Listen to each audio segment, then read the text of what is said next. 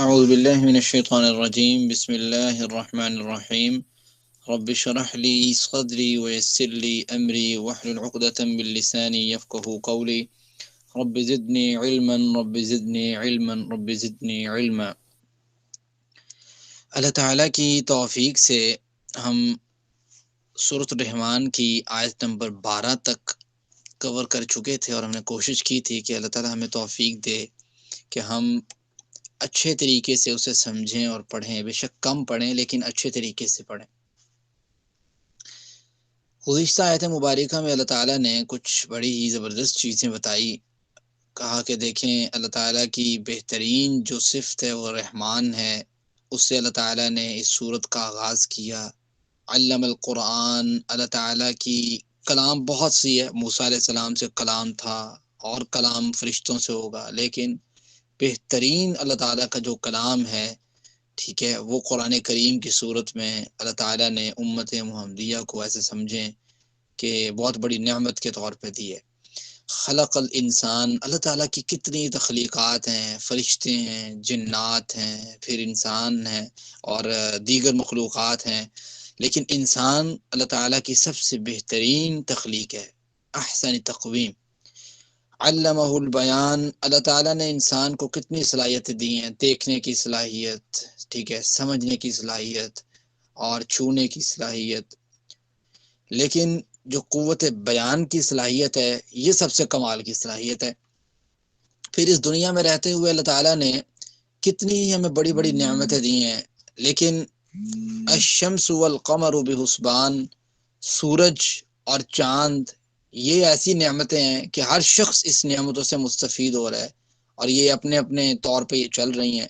والنجم والشجر یسجدان، پھر یہ نعمت بھی انسان دیکھے کہ کس طریقے سے اللہ تعالیٰ نے بیلیں اور درخت جو ہیں اس کے ذریعے جو ہے وہ انسان کی بڑی معاونت کی ہے کہ کیا کچھ انسان کھاتا ہے، وہاں سے کیا کچھ حاصل کرتا ہے، خوراک کا سارا نظام ہے۔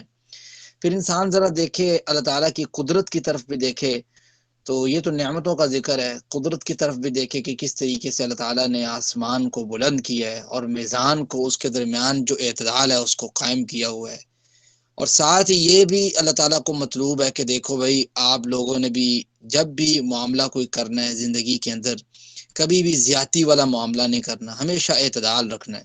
وَأَقِيمُوا الْوَزْنَ بِالْقِسْطِ وَلَا تُخْسِرُوا الْمِيزَانَ، اور قرآن کریم کے دوسری جگہیں یہ بات ہمیں بتاتی ہیں کہ جن لوگوں نے بھی میزان میں یا اعتدال نہیں رکھا اپنی زندگی میں، افراط و تفریط سے کام لیا، ہمیشہ کبھی کسی کی سائیڈ لے کے کسی کی ساتھ زیادتی کی، کبھی کسی کا مال جو ہے ہڑپ کر کے کسی کے ساتھ زیادتی کی، کبھی کسی کا حق غصب کر کے کسی کے ساتھ زیادتی کی، کبھی کسی کی وراثت کھا کے کبھی کسی کے ساتھ زیادتی کی، اپنی بہنوں کی، اپنے بھائیوں کی، اس طریقے سے کوئی بھی، تو یہ انتہائی زیادتی اور ماپ تول میں کمی والا معاملہ ہے اور یہ اللہ تعالیٰ کو پسند نہیں ہے۔ پھر اگر انسان دیکھے کہ اللہ تعالیٰ کی ایک اور قدرت دیکھے، نعمت دیکھے کہ اللہ تعالیٰ نے والارض وضعها للانام، کہ اس نے کس طریقے سے زمین کو اس کے لیے وضع کر دی ہے، مخلوقات اس کے اوپر کتنی ہیں، کیسے چل رہی ہیں، کیسے اللہ تعالیٰ نے ان کے لیے زمین کو پیدا کیا ہے۔ پھر زمین کو صرف خالی پیدا ہی نہیں کیا بلکہ اس میں فیہا فاکہۃ، اس میں پھل ہیں، والنخل ذات الاکمام، کھجور کے درخت، دیگر کئی لاکھوں کروڑوں درخت، والحب ذو العصف والریحان، اور پھر اس میں غلہ جات ہیں، دیگر قسم کی خوراکیں، ساری چیزیں، کچھ خوشبودار چیزیں ہیں، ٹھیک ہے، کچھ بھس والی ہیں، تو یہ ساری چیزیں اللہ تعالیٰ نے ڈسکس کی ہیں جو ہم کل الحمدللہ اللہ تعالیٰ کی توفیق سے پڑھ چکے ہیں۔ آج کی آیت مبارکہ سے ہم پڑھتے ہیں فَبِأَيِّ آلَاءِ رَبِّكُمَا تُكَذِّبَانِ، پس کون کون سی تم رب کی نعمت کو جھٹلاؤ گے، ٹھیک ہے، تو ربکما، اپنے رب کی نعمت کو تکذبان، تم جھٹلاؤ گے۔ اچھا، اب یہاں پہ ربی کا نہیں ہے، بات سمجھ رہے ہیں؟ ربی کا مطلب ہوتا ہے کہ تیرا رب، یعنی واحد کا صیغہ ہوتا ہے، جس کو ہم کہتے ہیں کہ ایک بندہ ہمارے سامنے کھڑا ہو نا تو اس کو ہم کہتے ہیں ربی کا۔ جیسے ہم اللہ تعالیٰ کو کہتے ہیں نا سورۃ فاتحہ کے اندر ایاکا، کہ اللہ صرف تیری ہی، تو وہ ایک چیز مراد ہے، ایک ذات مراد ہے۔ یہاں پہ ربکما یعنی اللہ تعالیٰ کہہ رہے ہیں تم دونوں، یعنی دوسرا کون ہے بھائی، کوئی بتائے گا مجھے؟ دو سے مراد کون ہے یہاں پہ؟ ایک انسان دوسرا جن، جی، انسان اور جنات دونوں مخلوقات مراد ہے یہاں پہ۔ یہ ساری آیتوں میں اسی طریقے سے آئے گا کہ فَبِأَيِّ آلَاءِ رَبِّكُمَا تُكَذِّبَانِ، تم اپنے رب کی کون کون سی نعمت کو جھٹلاؤ گے، یعنی تم دونوں مخلوقات جو خاص طور پہ۔ اچھا آپ کو پتہ ہے کہ اللہ کے رسول صلی اللہ علیہ وسلم نے نا ایک دن صحابی سے کہا کہ صحابہ سے کہا کہ بھئی یار تم سے تو اچھے وہ جنات ہیں کہ جنہوں نے جب یہ آیت سنی نا فَبِأَيِّ آلَاءِ رَبِّكُمَا تُكَذِّبَانِ، تو انہوں نے فوراً یہ جملہ کہا لا بِشَيْءٍ مِّن نِّعَمِكَ رَبَّنَا نُكَذِّبُ، اللہ ہم تیری کسی نعمت کو نہیں جھٹلاتے، ٹھیک ہے، فلک الحمد، اللہ ساری حمد و ثنا تیرے لیے ہیں۔ تو اس وجہ سے کہتے ہیں کہ جب بھی یہ آیت آئے تو بندے کو یہ لفظ پڑھ لینے چاہیے کہ اللہ میں تیری کوئی نعمت جھٹلاتا نہیں ہوں، ساری حمد ثنائیں تیرے لیے ہیں، ٹھیک ہے۔ اسی طریقے سے میں نے آپ کو بتایا تھا کہ اعلیٰ جو لفظ ہے نا یہ دو چیزوں کے لیے، ایک تو نعمتوں کا ہے، دوسرا ہے اللہ تعالیٰ کی قدرت کا۔ اب اگر آپ آگے پڑھیں گے، میں نے آپ کو ایک تعداد بتائی تھی کہ فَبِأَيِّ آلَاءِ رَبِّكُمَا تُكَذِّبَانِ کی تعداد جو ہے وہ کتنی ہے، وہ ہے 31 مرتبہ اللہ تعالیٰ نے اس پوری صورت میں اس آیت مبارکہ کو دہرایا ہے۔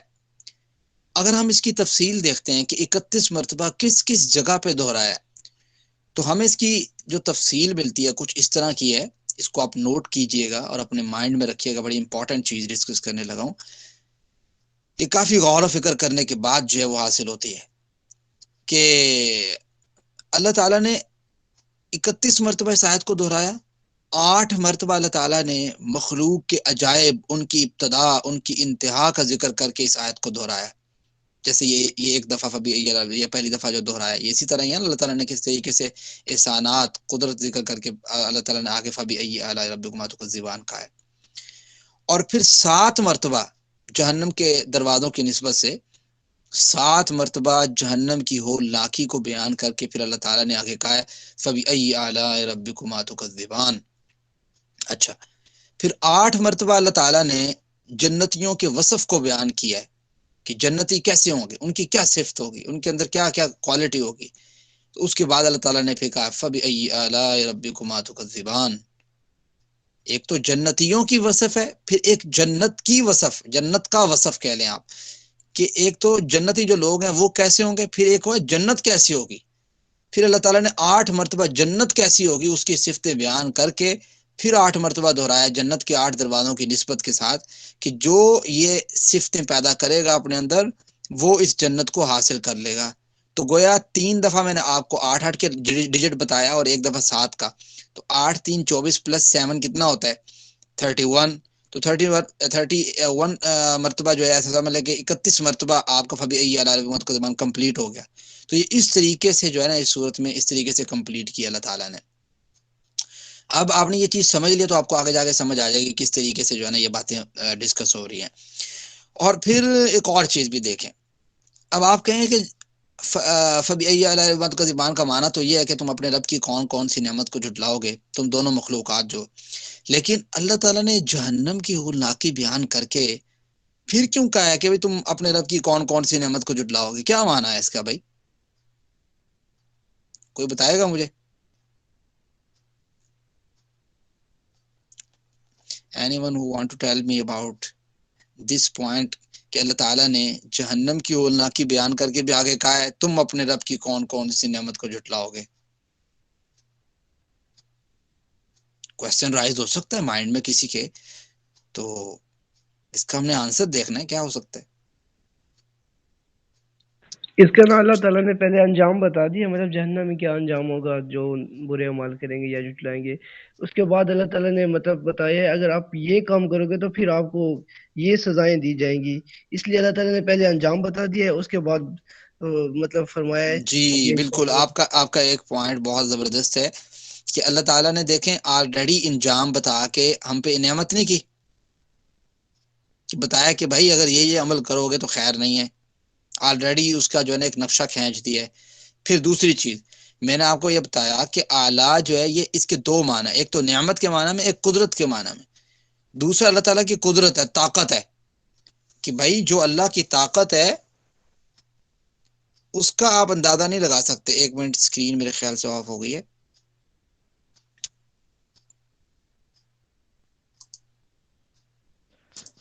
السلام علیکم سر۔ جی جی سر جی اس آیت سے یہ بھی مراد ہو سکتا ہے کہ کیا نام ہے نشانی، مطلب کہ تم اللہ تعالیٰ کی کون کون سی نشانی کو جھٹلاؤ گے، مطلب کہ ہر آیات کو اس کے مطابق ترجمہ کریں گے نا۔ ایک میں پڑھا تھا قرآن مجید، اس میں نا ہر آیات میں نا مختلف ترجمہ کیا ہوا تھا، مطلب کہ جب جہنم کا ذکر ہوتا تھا نا تو اس میں ذکر کیا ہوتا تھا کہ کیا نام ہے تم اللہ تعالیٰ کی کون سی نشانی کو جھٹلاؤ گے، مطلب کہ ہر اچھا، جگہ پہ نعمت کو نہیں ڈسکس کیا ہوا تھا، مطلب کہ ہر جگہ پہ نا نعمت کا ترجمہ نہیں کیا ہوا تھا، کیا تھا۔ علی رضا یہ آپ نا یہ اسکرین تو آن کرنے، میرے یہاں پہ نا انٹرنیٹ شاید ایشو آ رہا ہے، چل نہیں رہا، یا کسی کے پاس بھی فائل پڑی ہوئی اسکرین آن کر دے ساتھ۔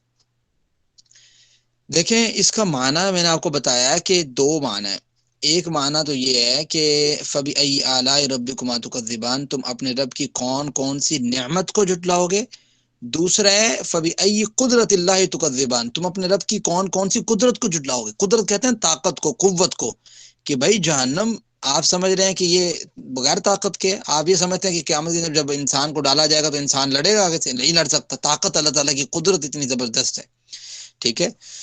تو یہ دونوں معنی مراد ہو سکتے ہیں، ٹھیک ہے، ماشاءاللہ۔ آگے بڑھتے ہیں، جب تک جو ہے نا وہ کوئی نہ کوئی آپ میں سے اسکرین بھی آن کر دے، وہاں پہ فائل میں نے آپ کو شیئر کی تھی گروپ کے اندر نا۔ تو یہ اللہ تعالیٰ بیان کر کے کہتے ہیں فَبِأَيِّ آلَاءِ رَبِّكُمَا تُكَذِّبَانِ، یہ جہنم کا آپ کو سمجھ آ چکی ہوگی کیا معنی بنتا ہے۔ آگے اللہ تعالیٰ فرماتے ہیں خلق الانسان، میں نے انسان کو پیدا کیا ہے، من صلصال، صلصال بجنے والی مٹی کو کہتے ہیں، جس میں سے آواز آتی ہے نا، جیسے ہمارا گھڑا ہوتا ہے اور اس میں ایسے اوپر سے مارو تو آواز آتی ہے، اس کو کہتے ہیں من صلصال، بجنے والی مٹی، کل فخار، ٹھیکرے کی طرح، ٹھیک ہے۔ تو میں آپ کو نا اس کی ایک بات بتاتا ہوں جب تک اسکرین بھی آن ہو جاتی ہے۔ یہ جو اللہ تعالیٰ نے بات بتائی ہے نا کہ خلق الانسان، کہ انسان کو پیدا کیا، من صلصال، مٹی سے، انسان کو پیدا کیا بجنے والی مٹی سے، یہ ایک پورا پروسیس ہے، ایسا نہیں ہے کہ یہ پہلی بجنے والی مٹی، بلکہ قرآن کریم اگر آپ پڑھیں گے تو آپ کو سمجھ آئے گی کہ قرآن کریم میں پہلے اللہ تعالیٰ نے یہ بات ڈسکس کی ہے۔ پہلے نمبر پہ سٹیپ بائی سٹیپ کہا کہ میں نے انسان کو تراب سے پیدا کیا۔ تراب کہتے ہیں سوکھی مٹی، ٹھیک ہے، یعنی یہ انسان کا ارتقائی مرحلہ ہے، کیمیائی ارتقاء کہہ لیں۔ ہوا کیا، قرآن کریم میں سورۃ مومن کی ورس نمبر 67 ہے، اللہ تعالیٰ فرماتے ہیں هو الذی خلقکم من تراب، کہ ہم نے انسان کو مٹی سے پیدا کیا۔ اب یہ جو مٹی، یہ خشک مٹی تھی، ان آرگینک میٹر کہہ لیں آپ اسے۔ پھر سیکنڈ نمبر پہ قرآن کریم میں آتا ہے سورۃ فرقان کی ورس نمبر 54 میں، اللہ تعالیٰ فرماتے ہیں وَهُوَ الَّذِي خَلَقَ مِنَ الْمَاءِ بَشَرًا، اللہ تعالیٰ نے انسان کو پانی سے پیدا کیا۔ گویا اب پانی، واٹر کنٹینٹ ایڈ کیے جا رہا ہے کس کے اندر، مٹی کے اندر۔ قرآن کریم کا تیسرا مقام ہے جس میں اللہ تعالیٰ فرماتے ہیں هُوَ الَّذِي خَلَقَكُم مِّن طِينٍ، سورہ انعام کی ورس نمبر 2 ہے یہ، یعنی گویا یہاں پہ اللہ تعالیٰ کہتے ہیں کہ میں نے طین سے پیدا کیا۔ طین کہتے ہیں گارے کو، گارا کہتے ہیں کس چیز کو جس میں پانی اور مٹی مکس ہو، ایسا ہی ہے جی۔ اچھا، یہ تیسرا پوائنٹ قرآن کریم میں ڈسکس ہے، یعنی پہلے مٹی، سوکھی مٹی، پھر پانی، پھر گارا۔ چوتھے نمبر پہ قرآن کریم میں آیت مبارکہ سورہ صافات کی ورس نمبر 11 ہے، اللہ تعالیٰ فرماتے ہیں انا خلقناہم من طین لازب، کہ میں نے انسان کو طین لازب سے پیدا کیا۔ طین لازب کہتے ہیں ارزوربل کلے جس کو کہتے ہیں، یعنی طین لازب، یعنی گارا جو ہوتا ہے نا وہ قدرے سخت ہو جائے نا، جو چپکنے لگ جائے تھوڑا تھوڑا، تو اس کو کہتے ہیں طین لازب، ٹھیک ہے۔ جب گارا بن جاتا ہے، آپ کو پتہ ہے جب ہم آٹا گوندھ لیتے ہیں تو چپچپاہٹ شروع ہو جاتی ہے اس کے اندر، یہ جو گارا بناتے ہیں ابھی بھی جو ہے نا چھتوں کے اوپر لیپ کرتے ہیں، تو وہ ایک چپچپاہٹ ہونے لگ جاتی ہے، ایک وقت آتا ہے۔ اس کے بعد قرآن کریم میں ایک اور مقام ہے، اللہ تعالیٰ فرماتے ہیں، وہ مقام سورۃ ہجر کی آیت نمبر 26 ہے، اس میں اللہ تعالیٰ فرماتے ہیں وَلَقَدْ خَلَقْنَا الْإِنسَانَ مِنْ صَلْصَالٍ مِّنْ حَمَإٍ مَّسْنُونٍ، اس میں گویا اللہ تعالیٰ نے یہ بات فرمائی ہے کہ میں نے یہ جو گارا تھا، جو قدرے سخت ہو گیا تھا، چپکنے والا بن گیا تھا، میں نے اس کو چینج کر دیا، کیسے کہ اس میں سے اس کو میں نے آگ سے جلا دیا تھوڑا سا، ٹھیک ہے۔ ہاں، یہ جو مسنون ہے نا، مسنون، یہ بدبودار چیز کو کہتے ہیں، ٹھیک ہے، تھوڑی سی بدبودار ہو جائے، تھوڑی متغیر ہو جائے، اس کا کلر چینج ہو جائے، ہمائن کہتے ہیں جس سے حرارت ہمیں دیں، ٹھیک ہے۔ جیسے قرآن کریم میں ہمائن کے بارے میں یوم یحمى علیہا فی نار جہنم، جہنمیوں کا ذکر کر کے اللہ تعالیٰ نے کہا ہے کہ ان کو جو ہے نا آگ سے دبایا جائے گا، داغا جائے گا. اور مسنون، جیسے مسنون کہتے ہیں جیسے کوئی چیز کا رنگ چینج ہو گیا ہے، تو قرآن کریم میں اللہ تعالیٰ نے ذکر کیا نا فانظر الی طعامک و شرابک لم یتسنہ، وہ واقعہ ذکر ہے کہ جس میں وہ 100 سال کے لیے جو ہے نا وہ ایک نبی تھے غالباً جن کو جو ہے نا اللہ تعالیٰ نے فوت کر دیا تھا، اس کے بعد دوبارہ اٹھایا تھا، تو ان سے کہا تھا کہ دیکھو اپنے کھانے کی طرف اور اپنے پینے کی طرف وہ خراب نہیں ہوا. تو گویا یہاں پہ مسنون بمعنی خرابی، متغیر، تبدیلی. تو سلسال کسے کہتے ہیں؟ سلسال جو ہے بجنے والے کو کہتے ہیں. تو گویا اللہ تعالیٰ نے یہاں پہ یہ بات کی ہے کہ آگ کے ذریعے اسے تھوڑا سا اللہ تعالیٰ نے پکانا، ہلکا سا کہہ لیں آپ اسے، پھر اس کی جو ہے نا وہ آہستہ آہستہ سٹیپ بائی سٹیپ اس سے جو ہے نا بو کا تھوڑا سا پیدا ہونا، پھر وہ ختم ہونا بو کا، یہ سارا پروسیس ہے. پھر قرآن کریم میں یہ والی آیت ہے، یہ جو ابھی آج ہم پڑھ رہے ہیں، یہ چھٹا پروسیس قرآن کریم میں ڈسکس ہے کہ خلق الانسان، ہم نے انسان کو پیدا کیا من صلصال، بجنے والی مٹی سے، کالفخار، ٹھیکری کی طرح. ٹھیک ہے، صلصال کالفخار، یہ چھٹا پروسیس ہے. اس میں کیا ہے کہ جو اللہ تعالیٰ نے وہ جو آگ سے تھوڑا سا اس کو ہلکا سا ہیٹ اپ کہہ لیں اسے، یا اس کی بو تھی اس کو ختم کیا، پھر اس کے اندر سے اللہ تعالیٰ نے یعنی صلصال من حمأ مسنون سے صلصال کالفخار کو اللہ تعالیٰ نے لیا. صلصال کالفخار کیا ہے؟ یہ کہتے ہیں dried and highly purified clay. بات سمجھتے ہیں؟ یعنی جو ڈرائی بھی کر دی گئی ہو، خشک بھی کر دی گئی ہو، اور اس کو پیور کر دیا گیا ہو، پیور چیز جو ہے نا وہاں سے ایکسٹریکٹ کر لی گئی ہو، اس کو کہتے ہیں صلصال کالفخار. پھر ایک ساتواں اور آخری نقطہ جو قرآن کریم میں ڈسکس ہے، سورۃ مومنون کی ورس نمبر 12 ہے، کہ جس میں اللہ کہتے ہیں وَلَقَدْ خَلَقْنَا الْإِنسَانَ مِنْ سُلَالَةٍ مِّن طِينٍ. پھر وہ جو صلصال کالفخار تھا نا، اس میں سے اللہ تعالیٰ نے اس کا سلالہ، ٹھیک ہے، سلالہ کیسے کہتے ہیں؟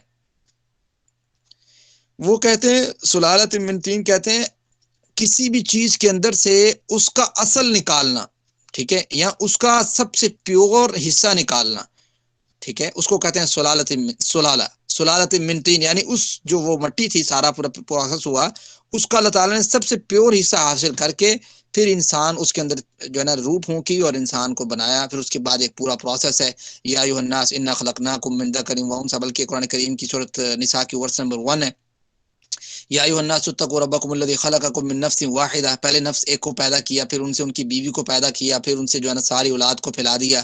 کیسے پھیلایا وہ بھی قرآن کریم کا ایک الگ پورشن ہے، کہ سپرم ہے، سپرم سے اللہ تعالیٰ نے علاقہ سے مضغہ، مضغہ سے عظامہ سے لحم، وہ سارا ڈسکشن قرآن کریم میں ہے. تو یہ اگر آپ دیکھیں گے یہ انسان کی پیدائش جو ہے نا اللہ تعالیٰ نے بڑی ہی ڈیٹیل کے ساتھ قرآن کریم میں ڈسکس کی ہے. اب یہ آیت مبارکہ یہاں پہ آئی تو میرا یہ ذہن تھا کہ بچوں کو کم از کم ایک دفعہ قرآن کریم میں ڈیفرنٹ جگہ پہ جب یہ بات آئے گی تو پتہ نہیں لگے گا کہ بھی کیا اس کا معنی ہے.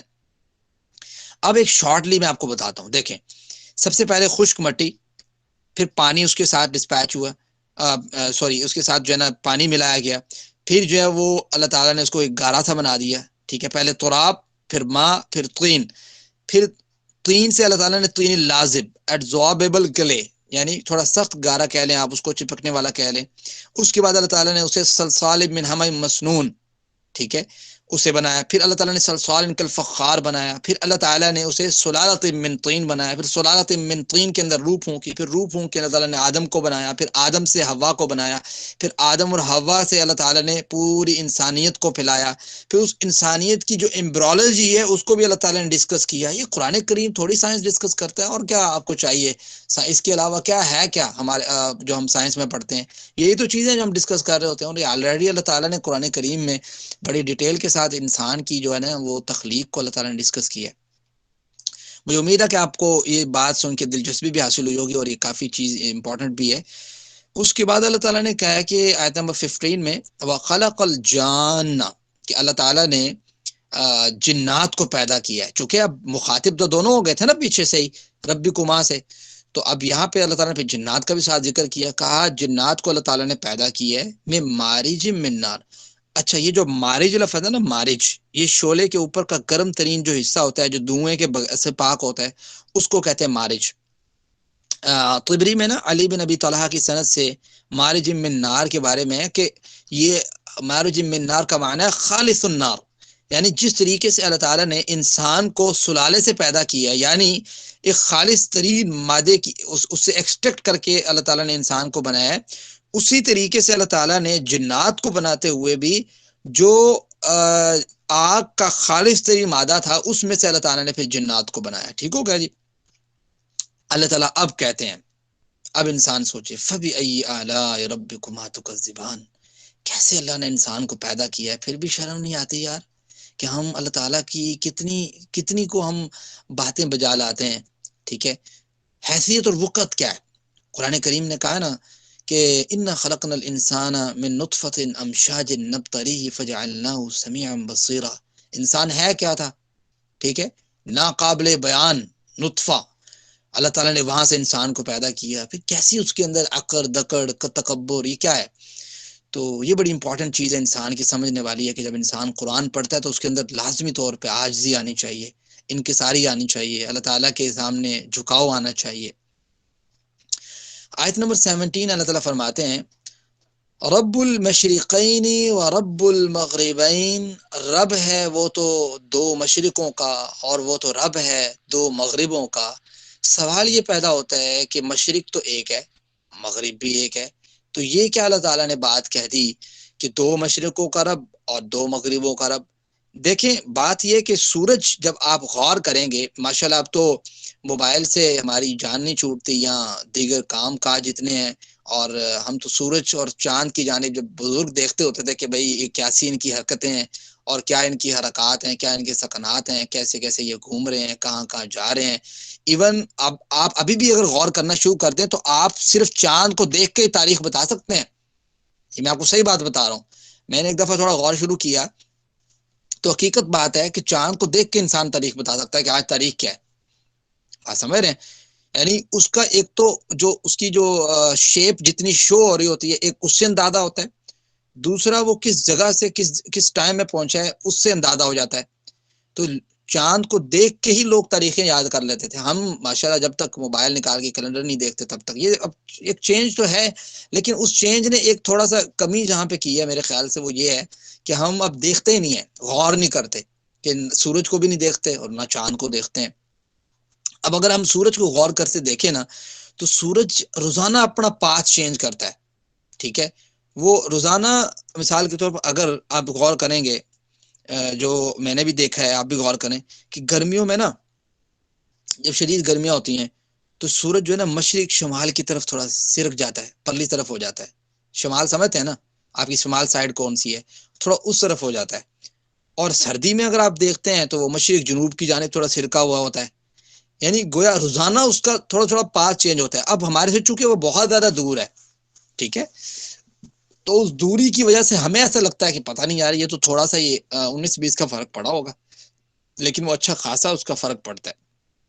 تو گویا اس طریقے سے تو 365 مشرق بنتے ہیں کہ ہر دفعہ مشرق بھی چینج ہوتا ہے، مغرب بھی چینج ہوتا ہے جہاں سورج غروب اور طلوع ہوتا ہے. اب قرآن کریم میں اللہ تعالیٰ نے سورۃ صافات کے اندر ورس نمبر 5 کے اندر اللہ تعالیٰ نے ڈسکس کیا کہ رب المشارق، یعنی یہاں پہ تو دو مشرقوں کی بات کی ہے نا، وہاں پہ اللہ تعالیٰ نے بات کی رب المشارق کہ یعنی مشرقوں کا رب، ایک مشرق کی بات نہیں کی. پھر کہا ورب، اور دوسری جگہ پہ ہے سورۃ معارج کی ورس نمبر 40 میں کہ برب المشارق والمغارب، کہ مشرقوں کا رب اور مغربوں کا رب. یعنی وہاں تو جمع ہی ڈسکس کر دیا نا اللہ تعالیٰ نے. یہاں پہ تو چلو جس کو ہم تثنیہ کہتے ہیں عربک میں وہ ذکر کیا، یعنی دو مشرقوں کا ذکر کیا ہے. اور قرآن کریم کی دوسری جگہ کہہ رہی ہے سورۃ صافات اور معارج میں کہ رب المشارق، وہ تو مشرقوں کا رب ہے. تو کیا معنی ہوا اس کا کہ بھئی ایک مشرق نہیں ہے، کئی مشرق ہیں. ٹھیک ہے، تو یا تو ہمارا علم ایک جو ہے نا وہ ایسے سمجھنے کے تھوڑا ہے، یا پھر اس کا معنی یہ بنتا ہے کہ مشرق تو کئی ہیں کہ جہاں سے سورج طلوع ہو رہا ہے غروب ہو رہا ہے، پھر ایک سورج نہیں ہے، کئی ہزاروں لاکھوں نظام شمسی ہیں. ٹھیک ہے، تو اللہ تعالیٰ کہتے ہیں رب المشارق، تو صرف مشرق کا رب نہیں ہے اللہ تعالیٰ. ٹھیک ہے، اللہ تعالیٰ جو رب ہے وہ تو بھائی مشارق کا رب ہے. اور اچھا اب یہ ذہن میں سوال پیدا ہوتا ہے کہ بالفرض اگر ہم یہ مان لیتے ہیں کہ یہ 365 جو ہے صرف سورج کی جو ہے نا ریفرنس پوائنٹ سے بات کی جا رہی ہے، تو پھر رب المشرقین و رب المغربین کا کیا معنی بنتا ہے کہ بھی دو مشرق کیا معنی ہوا؟ تو اس کو بھی ہم اگر اس لحاظ سے اگر ہم دیکھیں تو اس کا یہ معنی بن سکتا ہے کہ سردی اور گرمی کے جو آخری پوائنٹ ہے نا جہاں پہ جا کے پھر یہ پیچھے کو آتا ہے سورج. میری بات سمجھیے غور سے. سردی کے اندر، گرمی کے اندر جب یہ شمال مشرق کی جانب جو ہے نا وہ سرکتا ہے اور گھومتا ہے، اس طرف جاتا ہے، تو اس کا جو اینڈ پوائنٹ ہوتا ہے کہ جہاں پہ اینڈ تک وہ جاتا ہے، ایک وہ پوائنٹ ہے، اور ایک پوائنٹ وہ ہے کہ جب وہ شمال جنوب کی جانب اینڈ تک جاتا ہے، ایک وہ پوائنٹ ہے۔ بتائیں جی کتنے مشرق ہو گئے؟ جی سوئے تو نہیں ہوئے بھائی، کتنے مشرق ہو گئے؟ اس پوائنٹ کو آپ نے سمجھا یا نہیں سمجھا مجھے بتائیں ذرا، کیونکہ مخاطب ہو نا، سامنے بندے بیٹھے ہوں تو بندہ اس لحاظ سے دیکھتا ہے کہ ہاں بھی سن رہے ہیں، تو یہاں پہ مجھے بار بار پوچھنے کی ضرورت پڑتی ہے کہ بھائی ہاں بھی سمجھ آ گئی ہے بات کی نہیں؟ جی کیا بتا رہے ہیں بتائیے گا۔ انکل شفیق دے کہ نہیں آپ ایسے نہیں بتا یہ شاید علی آپ یہ آڈیو بند کیجئے ان کی۔ اچھا اس طریقے سے دو مشرق اور دو مغرب ہوتے ہیں، ٹھیک ہے، جس طریقے سے میں نے آپ کو بتایا، تو یہ آپ نے اس کی تشریح ذہن میں رکھنی ہے، آپ کو بڑی کام آئے گی انشاءاللہ۔ آپ ایک ایک آیت پہ کھڑے ہو کے ڈسکشن شروع کریں گے تو آپ کہیں گے کہ میرے پاس 1 گھنٹہ کم پڑ گیا، اور حقیقت بات ہے۔ اور ایک وقت تھا اللہ تعالیٰ کی توفیق سے میں خود سوچتا ہوتا تھا کہ کیسے علماء کرام جو ہیں ماشاءاللہ بڑے بڑے علماء کرام موجود ہیں، ہم تو واعظین، چھوٹے چھوٹے واعظین ہوتے ہیں نا کہ بس امت کو اچھے راستے پر لگانا، تو ہمارا اتنا کو کام ہے اور اس سے بڑھ کے کچھ بھی نہیں ہے۔ بڑے بڑے علماء کرام جب ہم دیکھتے تھے تو ہم کہتے تھے یار یہ کیسے ایک آیت کو اتنا زبردست انٹرپریٹ کرتے ہیں اور وضاحت کرتے ہیں کہ ایک آیت کو ایسا بیان کرتے ہیں کہ کمال ہو جاتا ہے، اور ایک ایک جمعہ پوری پوری آیت پہ نکل جاتا ہے۔ تو بڑا میں پریشان سا ہوتا تھا کہ اس ٹائم ظاہری بات ہے نالج نہیں تھا اتنا، تو ہم صرف دیکھتے ہوتے تھے اور کوشش کرتے تھے کہ انشاءاللہ ہم بھی کچھ نہ کچھ زیادہ سیکھیں گے۔ لیکن اب جب ہم بعض اوقات جمعہ پڑھاتے ہیں یا کوئی اس طرح کا درس دروس ہوتا ہے تو سم ٹائم ایسا ہوتا ہے کہ ایک آیت کو ڈسکس کرتے ہیں تو ہمیں ہوتا ہے کہ یار یہ آیت پوری ہو جائے تو اس کی مہربانی ہے 1 گھنٹے میں، ٹھیک ہے، 45 منٹ میں، 30 منٹ میں، اس طرح بھی ہو جاتا ہے سم ٹائم۔ تو یہ سارا جو ہے نا ریلیٹڈ ہے کہ انسان تھوڑی سی اس پہ جو ہے نا ورک آؤٹ کرے، محنت کرے، اللہ تعالیٰ ضرور اس کو سمجھ دیتا ہے۔ اب یہ آیت کا اپنے لفظی ترجمہ اور اس کا معنی و مفہوم ذہن میں رکھنا ہے کہ رب المشرقین و رب المغربین۔ ہم آخری آیت پڑھتے ہیں 18 آیت تک، ہم نے پڑھنی ویسے 25 تک تھا جو میرا ارادہ تھا، لیکن وقت اتنے۔ فَبِأَيِّ آلَاءِ رَبِّكُمَا تُكَذِّبَانِ، اللہ تعالیٰ کہتے ہیں بس تم اپنے رب کی کون کون سی نعمت کو جھٹلاؤ گے۔ دونوں مخلوقات سے مخاطب ہیں، یار تمہارے لیے کتنی بڑی بڑی نعمت اللہ تعالیٰ نے پیدا کی ہیں، پھر بھی اپنے رب کی نعمتوں سے جو کو جھٹلاتے ہو، ٹھیک ہے۔ تو یہ آیت نمبر 18 تک آپ نے، اب یہ تھوڑا تھوڑا ہم پڑھ رہے ہیں تو آپ کوشش کریں اس کو زبانی بھی یاد کریں اور اس کی تشریح کو بھی اپنے مائنڈ میں رکھیں، اس کو تھوڑا بہت نوٹ بھی بنائیں، ٹھیک ہے جی۔ مجھے امید ہے آپ لوگوں کو سمجھ آ چکی ہوگی آیت نمبر 18 تک۔ اب اگر کسی کا کوئی کویسچن ہے یہاں تک تو آپ پوچھ سکتے ہیں۔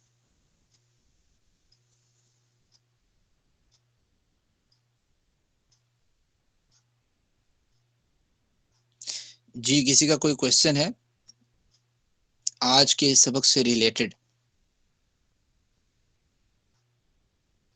السلام علیکم سر۔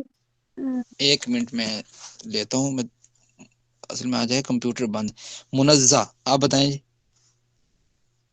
جی سر یہ مجھے مغرب والی بات نہیں سمجھ رہی، ذرا یہ مجھے ایکسپلین کریے دوبارہ۔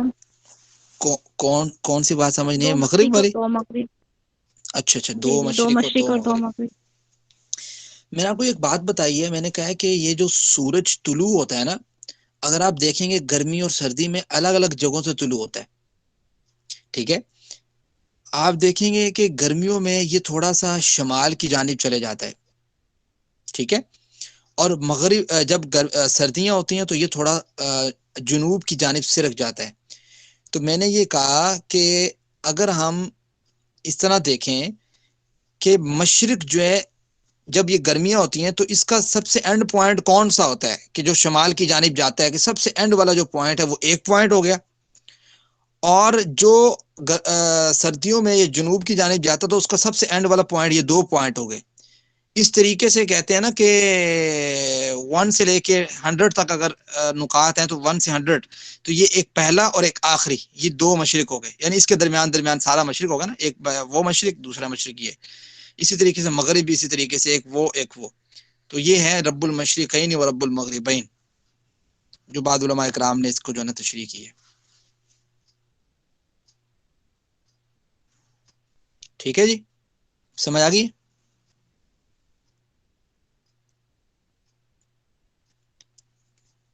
بتائیں بھائی.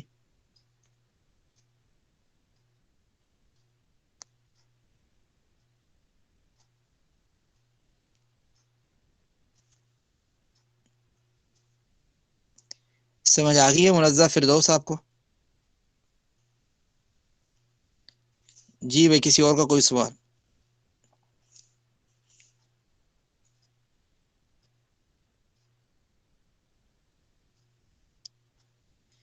کسی کا کوئی کوشچن نہیں ہے تو پھر علی جی 23 رول نمبر. جی السلام علیکم سر.